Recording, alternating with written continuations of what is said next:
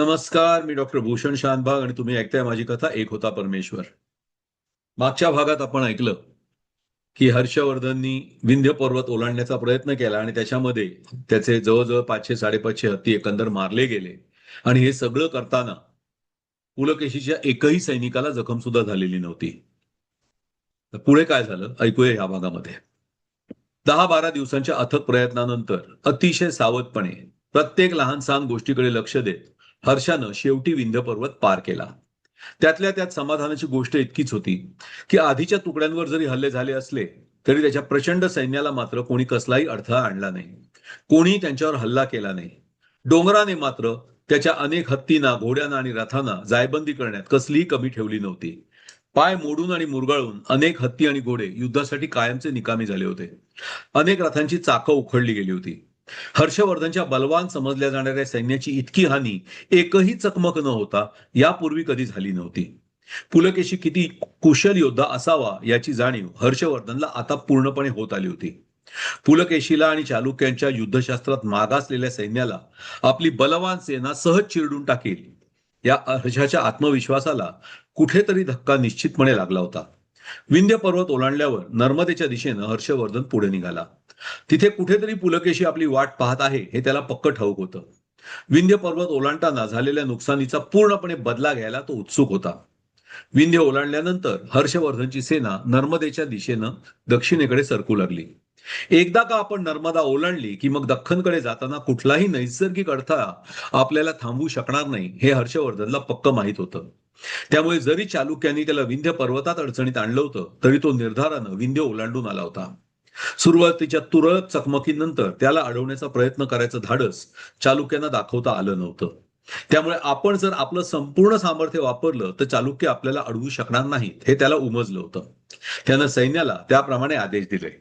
हर्षाचं सैन्य लढाईसाठी तयार होऊ लागलं. त्यांनी अंगात लाल भडक रंगाचे अंगरखे घातले होते. त्यावर पिवळे ठिपके होते. त्यावरून चांबड्याचं कवच होतं. डोक्यावर शिरस्त्राण होतं. हातात तलवारी, भाले, क्वचित तीर कमान अशी शस्त्र होती. कानात हस्तिदंताची कडी अडकवलेली होती. हर्षाचे सरदार हत्तींवर हौद्यात बसलेले होते. त्यांच्या हातात धनुष्य होती. त्यावर सोन्याचं नक्षीकाम केलं होतं. प्रत्येक सरदाराच्या दर्जानुसार, पराक्रमानुसार या धनुष्यांवर अधिकाधिक सुवर्णकाम केलेलं होतं. ही धनुष्य त्याला हर्षाकडून बक्षीस मिळत असत. जितका दर्जावरचा तितकं सुवर्णकाम अधिक. त्यांच्या मागे हौद्यात त्यांना आवश्यक असणारे बाण पुरवणारे सहाय्यक होते. हत्तींच्या गंडस्थळावर, पाठींवर चामड्याची आवरणं होती. हत्तीच्या पायाचं रक्षण करणारे पदाती बाजूनं चालत होते. स्वतः हर्ष त्याच्या दर्पसात या हत्तीवर सोन्याच्या हौद्यात बसला होता. हौद्यावर सोनेरी छत्र होतं. वरून खालपर्यंत चांदीच्या साखळ्या सोडलेल्या होत्या. शत्रूनं सोडलेला बाण हर्षापर्यंत पोहोचू नये यासाठी या साखळ्या होत्या. दर्पसात इतर सर्व हत्तींपेक्षा उंच आणि बलवान होता. त्याच्या डोक्यावर सुद्धा सोन्याचा मुकुट होता. त्यावर एक लाल भडक तुरा लावलेला होता. हर्षाच्या सैन्यात कुठूनही तो सहज नजरेला पडायचा. हर्षाच्या हत्तीच्या दोन्ही बाजूना 2-2 हत्तींवर मोठाले नगारे आणि ढोल ठेवलेले होते. त्यांचा आवाज अगदी हृदयाचे ठोके अनियमित व्हावेत इतका मोठा होता. त्यांच्या पलीकडे दोन्ही बाजूला आणखी 10-10 हत्ती चालत होते. त्यांच्यावर लढवय्ये बसलेले होते. या हत्तींच्या मध्ये सुद्धा घोड्यावर बसलेले सैनिक होतेच. दर्पसाच्या पुढे घोडदळ होतं. या घोडदळाच्या पुढे आणि दर्पसाच्या मागे दोन्ही बाजूला हत्ती दल होतं. हत्तीवरील आणि घोड्यांवरील सैनिकांनी दर्पसात वेढलेला होता. त्या कुठलाही शत्रू सहजासहजी दर्पसातपर्यंत पोहोचूच शकत नव्हता. यांच्या मागे हर्षाच्या रथांच्या तुकड्या होत्या. दोन्ही बाजूनी वेगानं हत्तींच्या पुढे जाऊन त्या शत्रूवर अनपेक्षित हल्ला करू शकत. एका रथात 2 किंवा 3, क्वचित 4 सुद्धा तीरंदाज होते. कुठल्याही रथातून सतत न थांबता बाणांचा वर्षाव चालू राही. रथाच्या दिशेने येणारा कुठलाही शत्रू या बाणांच्या वर्षावातून वाचू शकत नसे. पूर्वी हर्षानं हेच तंत्र वापरून युद्ध जिंकली होती. मध्ये असलेलं गजदल आणि दोन्ही बाजूनी फैलावणाऱ्या रथामुळे शत्रूचं सैन्य वेढलं जाई. हर्षवर्धन याला ओंजळ म्हणे. ओंजळीत आलेलं सैन्य हर्षाच्या सैन्याच्या पकडीतून सुटू शकत नसे. पूर्वी अनेक लढायांमध्ये या तंत्राचं यश हर्षानं चाखलं होतं. आता तेच तंत्र तो चालुक्यांच्या विरोधात वापरणार होता.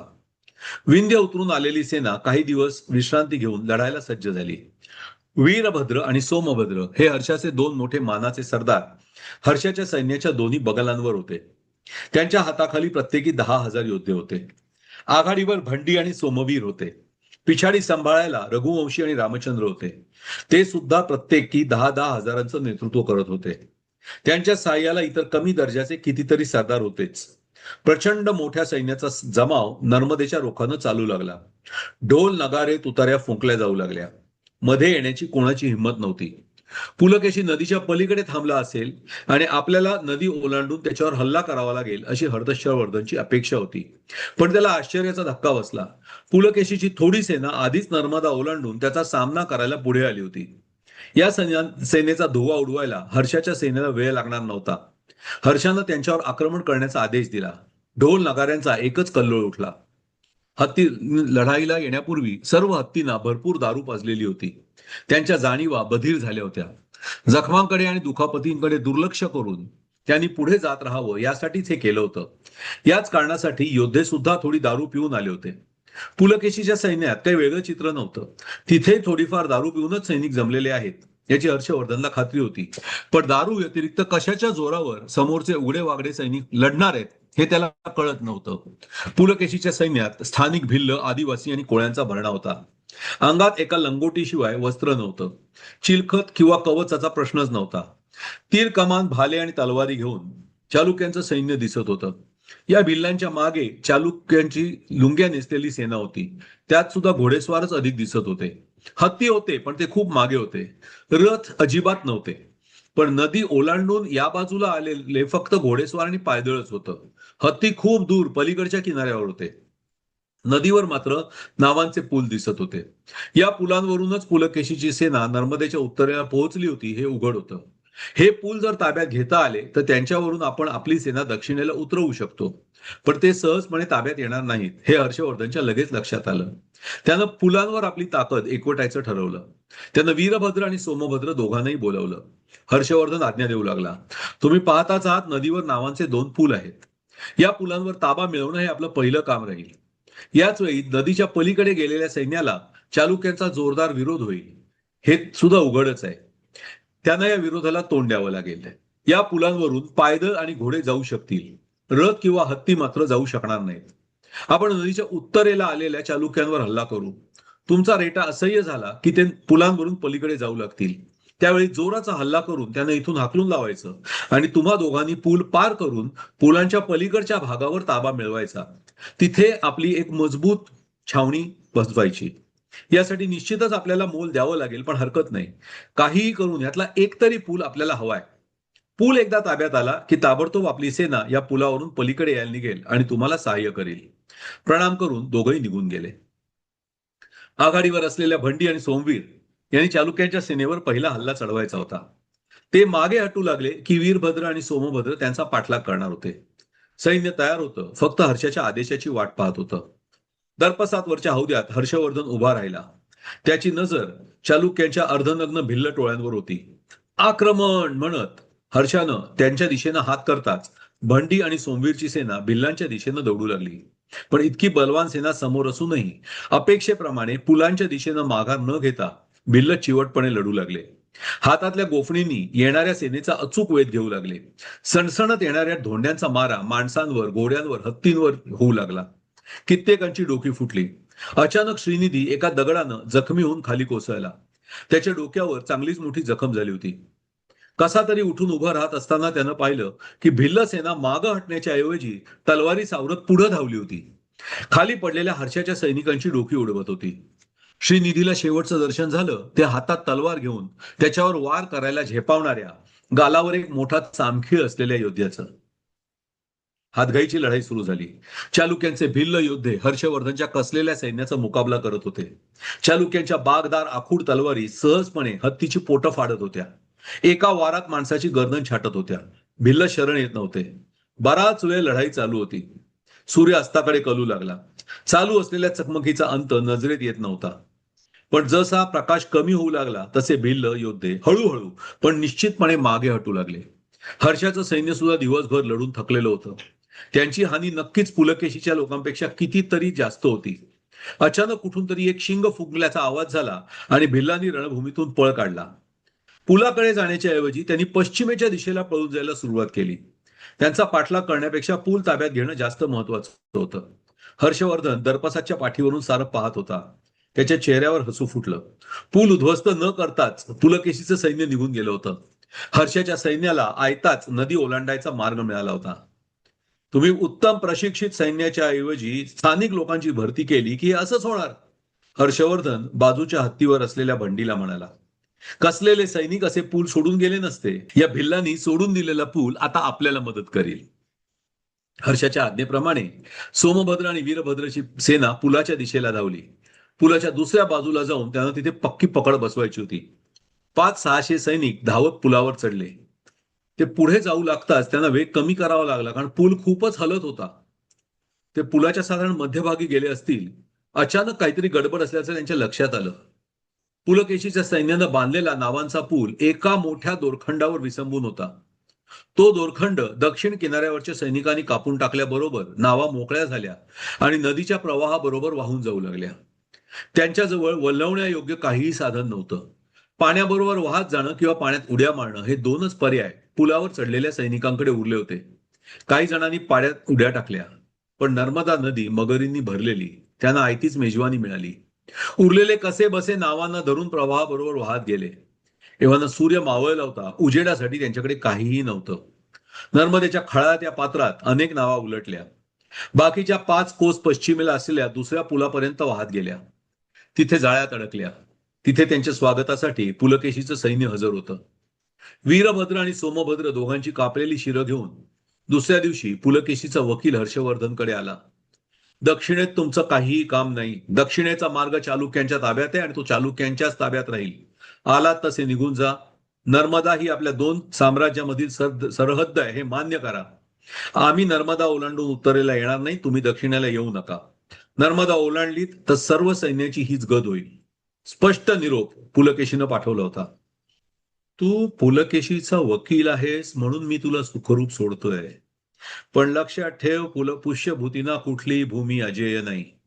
जी गत पुलकेशीनं माझ्या या 2 सरदारांची केली तीच गत त्याची केल्याशिवाय मी परत जाणार नाहीये. पुलकेशीला म्हणावं आपल्या घरी परत जा. हर्षवर्धननं उलट निरोप पाठवला. वकील माघारी पुलकेशीकडे निघून गेला. हर्षवर्धन लढायला तयार असल्याचं त्यानं पुलकेशीला सांगितलं. दोन्ही पक्ष लढाईची तयारी करू लागले. सैनिकांना वेदना बधीर व्हाव्यात म्हणून मोठ्या प्रमाणावर दारू बनवली जाऊ लागली. पुलकेशीच्या सैन्यात तांदळाची पातळ पेज आंबवली जात होती. हर्षाच्या सैन्यात तांदळाच्या ऐवजी राजगिरा आणि इतर धान्य वापरली जात होती. दोघांचा हेतू एकच होता. हर्षानं आपल्या हत्तींपैकी 2000 हत्ती पूर्वेकडे पाठवून दिले. 4-5 कोस उत्तरेला जाऊन तिथून त्यांनी नर्मदा ओलांडायची आणि पुलकेशीच्या उजव्या बगलेवर ठरलेल्या वेळी आक्रमण करायचं अशी योजना होती. पण पुलकेशीनं आपले हेर सगळीकडे पसरवून ठेवले होते. डोंगरांच्या वर चौक्या बसवल्या होत्या. डोंगर माथ्यावरची झाडं तोडून संदेश पाठवण्याची व्यवस्था करून ठेवलेली होती. अपूर्व ज्योती हर्षाच्या 2000 हत्तींचं पथक घेऊन निघाला.